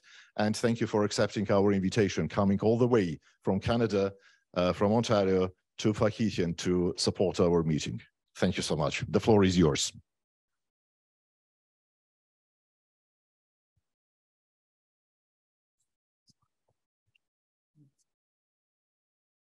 Thank you so very much. I am deeply honored to have a chance to speak with you today. Just check, we do have a presentation. If not, I think it's on that. One of the most fortunate days in this year was getting into a taxi cab and a gentleman getting into the same taxi cab with me And it turned out to be Georgie. It was absolutely a fortuitous moment, and one that has begun a wonderful collaboration on digital health, which is very near and dear to my heart. I'm very honored to be here to be sharing the podium with my colleagues. And oh, thank you so much. And we have a presentation, and so off we go. I'm a nurse by training. I started my career looking after critically ill children. So when we talk about digital health, and I'll share some of the perspectives today of the work we're doing, think about what that means for me at that bedside with parents of profoundly ill children, and how a nurse or a clinician of any discipline helps that family recover and lead a long and healthy life. So what I'd like to share with you today is a little bit of the work we're doing at HIMSS on what's the evidence, and we've heard from many speakers today how important evidence is, and what's the role of digital health. We all recognize the critical agenda before us to advance digital health. Each of the students in the room, this will stand and fall on your shoulders as you move forward in your careers to actually operationalize it, make it happen, as Dr. Gupta has mapped out that strategy. So let me begin. Just tell me how to advance. Is it this one? Yep. There we go. I'm going to talk a little bit about where we are today as we hopefully emerge from COVID, what those changes to healthcare have unfolded. A digital transformation framework that may build on what I think we've heard already today as to where do we go from here, and a little bit about, very little bit about HIMSS and the models and the tools that we're using to work with global health systems, and the evidence now just starting to emerge in terms of what does digital health really achieve. So HIMSS, if you're not too familiar with it, is a global network, not-for-profit network, with this mission and vision. So they are all about a vision of realizing the full health potential for every human everywhere. So that's an exceptionally big vision, and how they envision doing that is to mobilize, of course, global health ecosystem through the power of information and technology. So all of the things we've heard this morning so far essentially fit with that mission and vision. Where are we starting from then in terms of moving forward from today and moving forward? So there was an economics expert that talked about the tectonic plates that have now just shifted in economic systems. I've translated that into what are some of these tectonic plates that have just rapidly changed health systems. And I'll touch on a few of these very briefly, but it sets the stage for and the context for where and how digital health can start to advance and much more quickly accelerate a vision for every human everywhere being able to achieve their full health potential. This is a quick set of a quick overview in the US population, which mirrors Canadian population. The differences, of course, are significant. We have a much larger landmass than the US, although they don't always realize that. But we have only 33 million people all living across the border in small towns. When I arrived here, Georgie was saying this is a small community. I said, this is Canada. We all live in very small community, only we tend to live several hundred and thousand kilometers apart. But have a look at the chronic illness prevalence. In the US, Canada's the same. If you look per capita, 6 in 10 people have one chronic illness, 4 in 10 have multiple. There are no clinical trials for multi-comorbidities. Now add on to that the effects of COVID. And for many, those long-term effects that many people are experiencing, that is putting a tremendous demand on health systems. And if we continue to rely on in-person transactional visits to clinics, doctors, hospitals, we simply don't have the healthcare capacity to meet those needs. Bottom line, and that's one of the critical reasons digital health now becomes so important to ensure everybody everywhere has access to healthcare. Citizen demands have massively shifted as a result of this pandemic. If you think about where we were in 2019, what we all experienced in 21, 20, in Canada, we could not even cross the US border to fly anywhere in the world. We were completely shut down. The quality of life completely changed when we are no longer permitted to, in many cases, leave our homes, engage with our family, our social networks, and join each other in conferences, of course, to share knowledge. Rapidly, at the very same time, and all our public health directives were focused on keeping people safe from getting sick with COVID, right? We rapidly shifted to telling the world, do this, do this, do this, so that you can stay healthy. That's when the tectonic plates for citizens actually shifted from what we have done up until now, wait till you get sick, come to the doctor, we diagnose you, we treat, and hopefully help you recover. Now we've shifted completely to, here's how we're gonna stay healthy and well. The catch is, we did not have meaningful digital connectivity with people to do that. So if you're one of those people in the US or Canada or any country managing heart disease, maybe diabetes, a number of health conditions, mental health challenges, you had no meaningful digital connectivity to your provider teams to help you do that in this very significant change during these lockdowns. And that's why digital health is that future. We have to be able to engage people either in person, online, or using the digital tools themselves to help them stay healthy and well.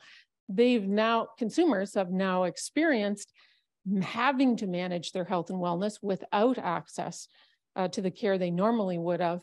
And now they are demanding, we need your help to do that future forward. And I think that's putting tremendous pressures on health systems to accelerate change, which I see as a wonderful opportunity. Technology, I'll touch on this one briefly. We've talked digital health for many, many years, always focused on the technology. Where we are now is not really the technology, is what does the technology enable me to achieve with these patients I'm working with as a nurse? It's the outcomes. It's how do we enable people to help themselves stay healthy and well, but have the support and the confidence that they can connect with a provider when and where they need that. The other challenge with technologies is, up until now, we've awarded health systems for just having the technologies.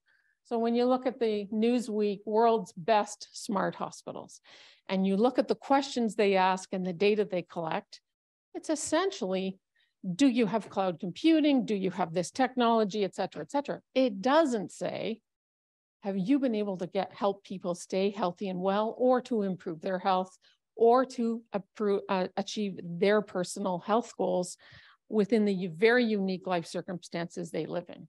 We don't measure that, we don't reward it, we don't acknowledge it, but that's where we need to get to. We actually have, and we've heard this from Dr. Gupta and others, we don't have much evidence that that technology and the outcomes it allows and enables health systems to achieve has scaled. We have pockets of excellence, but many, many organizations, many hospitals in many countries have really not moved to that point where they are now able to achieve very significant outcomes for the populations they serve. And that's one of the areas we need to get to. The other issue is cybersecurity. During COVID, in addition to all the challenges that brought, cybersecurity risks escalated exponentially. In just one quick example, in Canada, a cybersecurity attack shut down an entire health system. They couldn't go online, they couldn't schedule a surgery, they couldn't record and document data. Everything went to paper. They are still trying to get to back online safely and securely, and those cybersecurity risks continue to increase. The other challenge, of course, with technology is the impact on workforce. Very close friend of mine is a chief nursing officer of 45 hospitals in the US. She was excited to tell me that she had worked very hard with their technology and their IT team so that when a nurse admitted a patient to hospital and had to chart where the nurse put the patient's belongings in the medical record, she was able to decrease that charting process from 52 clicks to 33 clicks. So as a nurse, my immediate response is, if it's going to take me 33 clicks, I'll just write it on a piece of paper and hand it to someone else to click 33 times. So the interface between what those technologies require us as clinicians to do to accomplish the digital health agenda, really have to look at that very, very carefully. 33 clicks to chart where I put someone's coat and shoes, probably not where we need to be. So I'll leave that one with you. And it'll be something you'll all have to take on, most definitely. We did a global survey last year for the HIMSS meeting on the future of healthcare. So we asked clinicians, health system C-suite executives, and patients, where do you think we will be in digital health in 5 years from now? Some of it's worrying. In our C-suite, they suggested that digital transformation will still be in the planning stage in 5 years. We have to stop planning and start doing, right? As Dr. Gupta has already shared with you. The citizen data is interesting. They said, we are really looking for and anxious to have more personalized care, not able to find it. Less than 25% can find any types. And we included Germany, UK, US, Australia, New Zealand in that study. Clinician leaders, no surprise here. Alignment of digital tools and workflow is very limited. This is the 31 clicks problem. The technologies we bring into health systems, whether it's a clinic or a hospital or a public health unit, don't necessarily connect to each other seamlessly.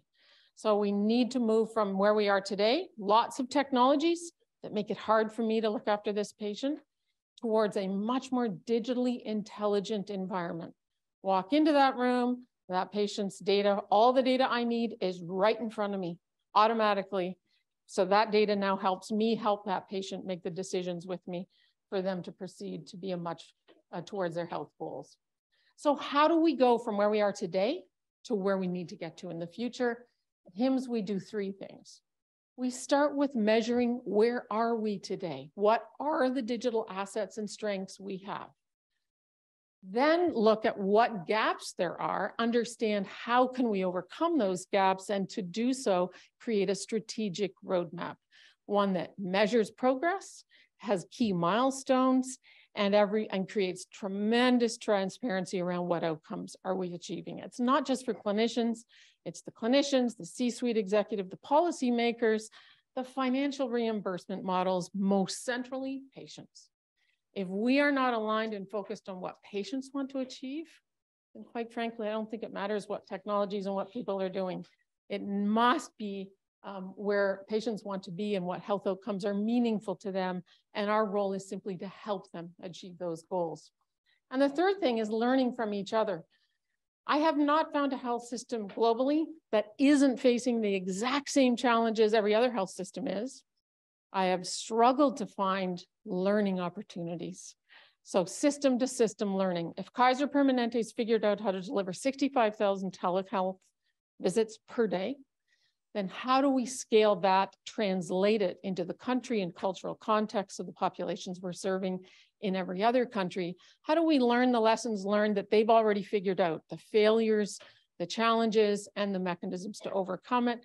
The more we learn from each other, and this international focus for Digital Health Day is just a phenomenal opportunity to do that, the faster we all move together and create the value we need to for our populations. So one of the things, I'm a researcher. If you can't define what digital health is, then I don't think you can accurately measure it.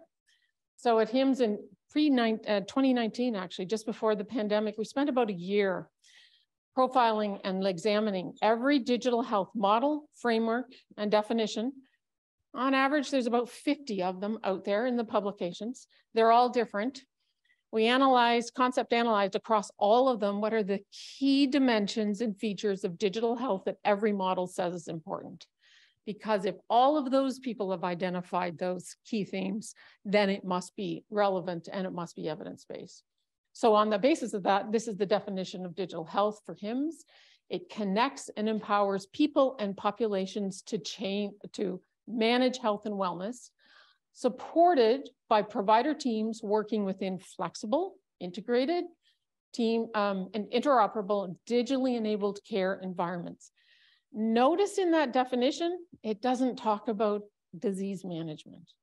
It talks about empowering people to achieve health and wellness. How do we help people stay healthy and well?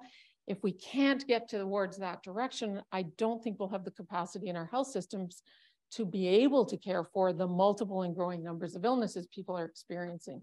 So that's important. Digitally enabled care environments, very, very important.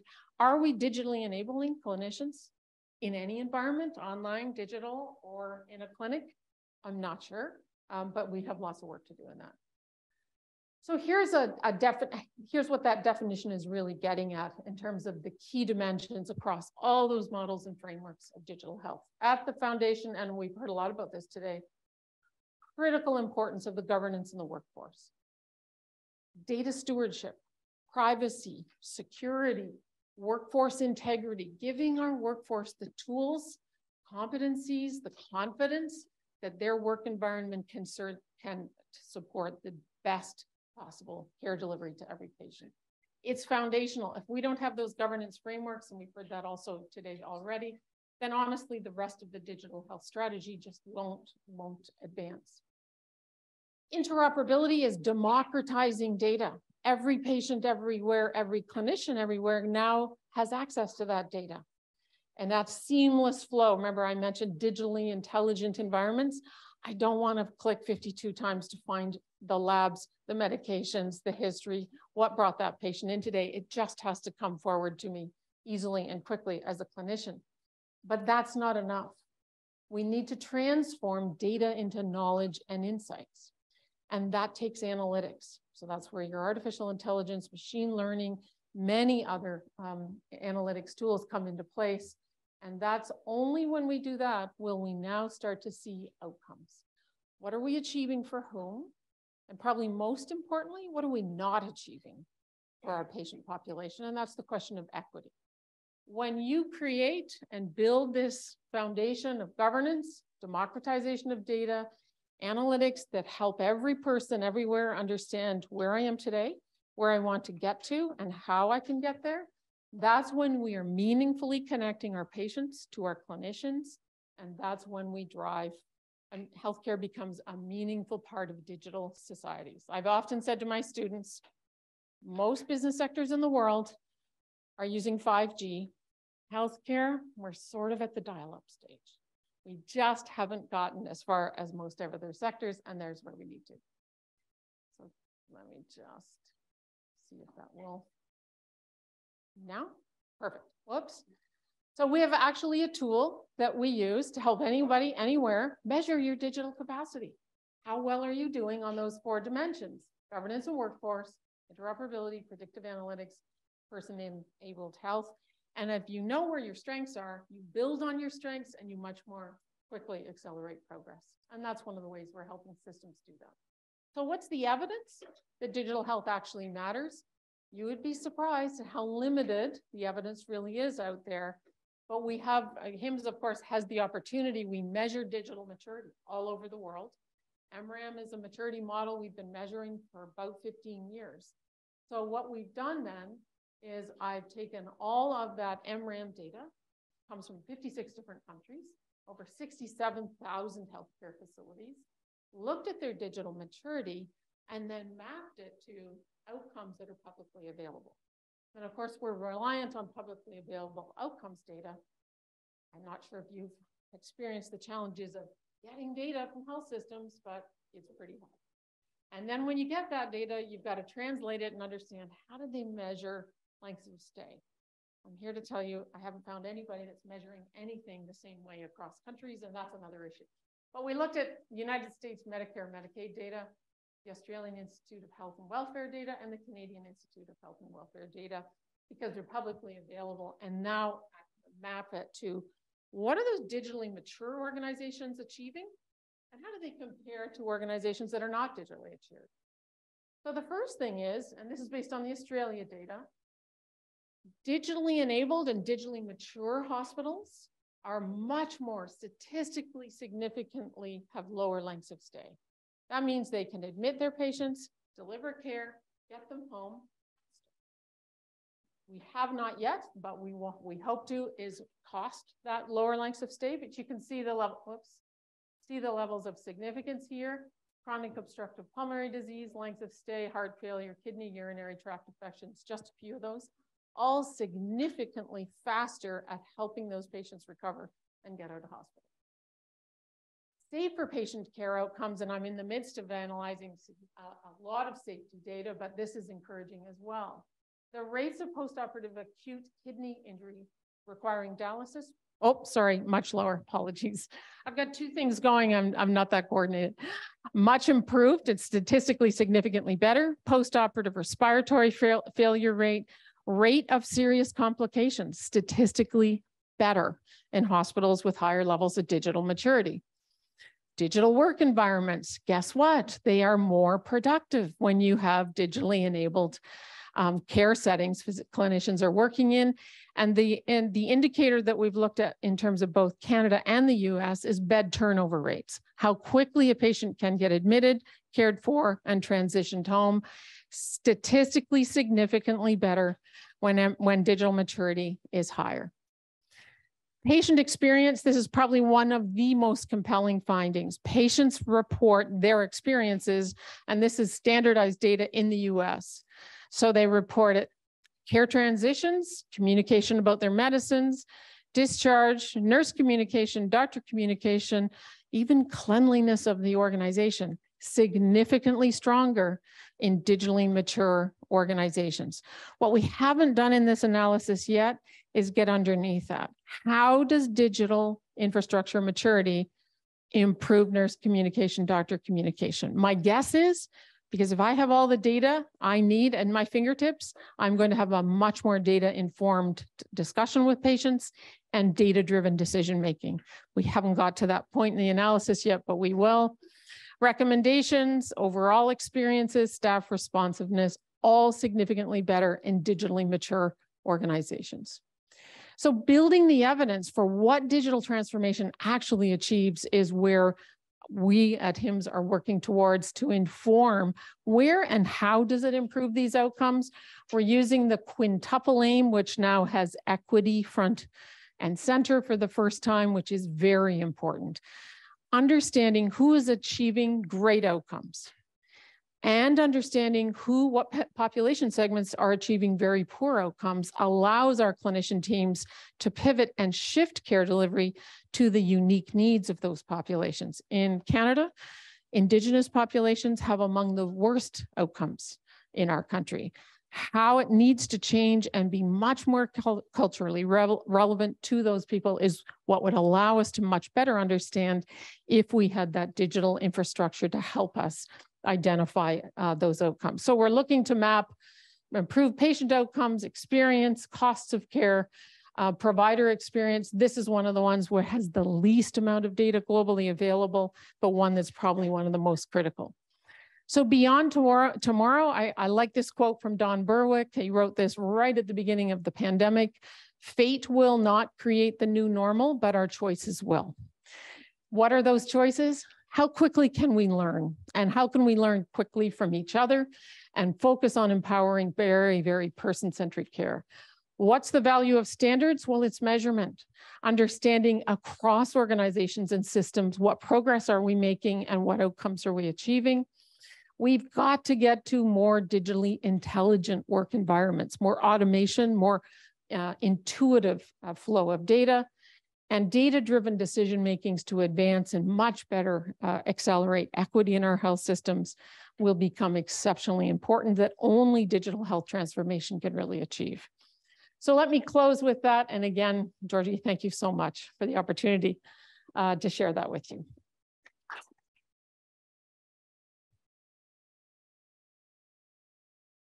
Thank you so much, dear Anne. Thank you for your talk. Thank you for leading this amazing research that you guys are doing at HIMSS and for sharing it with our audiences. We have perhaps we're going to take one quick question before we are going for a break. And the question is, what is the role, if any, of data stewards in digital health transformation. A question from Elena Baranova. Data standards or data stewards? Stewards. Well, it's critical and it's foundational in terms of governance. If you don't have data stewardship that ensures accuracy, precision, cultural relevant data, you'll end up with systemic bias, and we've seen that in many, many scenarios. So it is front and center, and it's deeply embedded in the governance framework of the digital transformation framework. Probably we're going to take this one as well from Sarah. The goal of digital health is to diagnose and treat earlier. The question is why even in the developed countries with the advancements in technology, the lack of healthcare professionals is still the main problem. Isn't it somehow paradoxical? Lack of healthcare professionals. It's a great question. It's two things. The workforce in North America particularly is profoundly challenged. We saw a 30% resignation rate. 90% of nurses in the US moved and changed jobs in the height of the pandemic. So think about how the institutional memory and experience and expertise has rapidly shifted. The workforce challenges are probably one of the most critical if you don't have workforce capacity. And just as importantly, have we embedded digital health in our curriculums, nursing, medicine, and all of the allied health? Haven't yet seen that. So putting a person into a digitally enabled environment with no competencies in digital is challenging. So I think we're at a very, very important— The requirement is continuously growing. Right. And at the same time, it's do more with less. Financially, every economy in the world is struggling. Investments are going to be challenged. One of the reasons I think we haven't got the commitments that we should have and the resourcing Dr. Gupta talked about is the business model. What's the return on investment? We don't know that.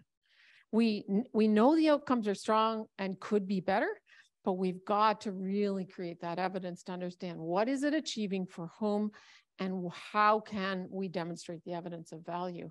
And there, we could talk for another 2 hours. I promise I won't, but I'm just touching on, yes, I'm touching on just some of the reasons. One of the fundamental challenges though, in every system I'm seeing, we are not measuring outcomes. In many health systems, we don't even know the rate of adverse events. You know, foreign objects left in a surgical incision, for example. We report them sometime somewhere, but we do not have the outcomes infrastructure we need. So how do you decide to get better if you don't know where you are today? And I think that's really one of the opportunities to advance. Thank you so much. And our audience also is asking, how do they get access to the link of the evaluation tool? But I think we will be doing it, sharing it. Yes, you can please email me directly, Snowden, which is just my last name, @hims.org. Fantastic. Snowden doesn't have an E in it. I'm not related to Edward, just let me say that. It does make it challenging. So Snowden with all those, I'd be happy to send it to people. Thank you. Thank you so much, dear Professor Snowden. Thank you for your presentation. I think we will be wrapping up the morning plenary. We had a fantastic plenary, I guess. I'm quite sure you, ladies and gentlemen, enjoyed it as much as I did. We began with fundamental matters. We've covered basically a lot of different aspects of digital health, of both how it is important and perhaps more, if not to say most importantly, what is needed to do to move it further. We looked at the aspects of reimbursement. We looked at the aspects of interoperability. We spoke about policies and commitment. We eventually came to the understanding that it is the user experience that eventually is going to matter perhaps most for adoption of digital health technology by both the professionals and basically all of us, the customers. And this is, I guess, what we actually promised to our audience, right? That you're going to have 360-degree immersive experience in digital health. And that is what DigiHealth Day 2022 is for. On that, I would like to close this morning plenary and go for a short break. After that, just a reminder, at 11 15, we're going to start with 3 parallel sessions. The FME special session in this room, both online and on-site, and the 2 other sessions, scientific session and student session, at the different rooms. Thank you very much and see you later this morning.